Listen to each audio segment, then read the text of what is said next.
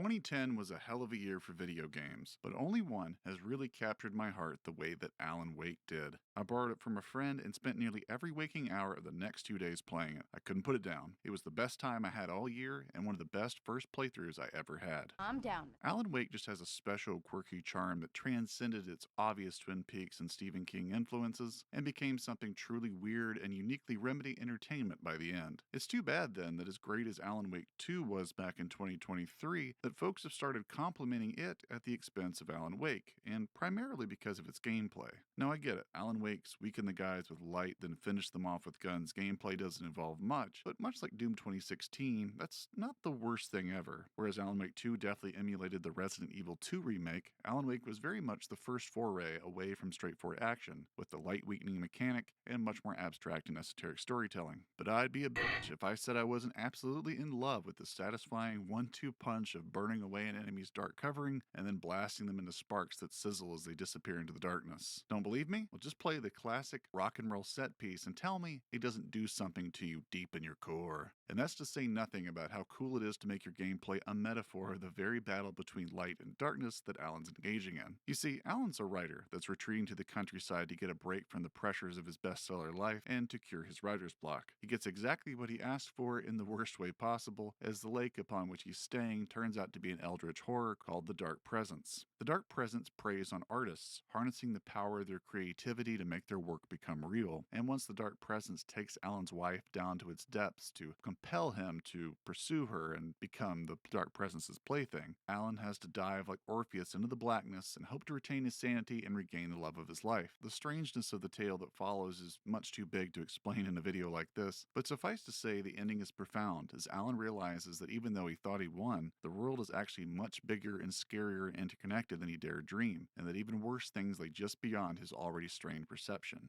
It's not a lake, it's an ocean. And that's really what Alan Wake boils down to. It's not just an action game, though it is a very satisfying one, albeit a bit samey by the end. Nor is it just a good story. It's a thriller in all facets of its design, from its episodic structure, to its numerous twists, to its anxiety-inducing set pieces where you barely keep yourself safe from hordes of shadow monsters out for your blood and also your very creative soul. It's great stuff, and it marries all the best parts of TV, books, and games that you just really don't see even attempted, much less successfully pulled off. It's why Alan Wake will remain top dog from 2010, a year crammed with some of the very best games ever made. Appreciating Alan Wake isn't just a lake, it's an ocean that just keeps getting deeper and more profound with every year that passes.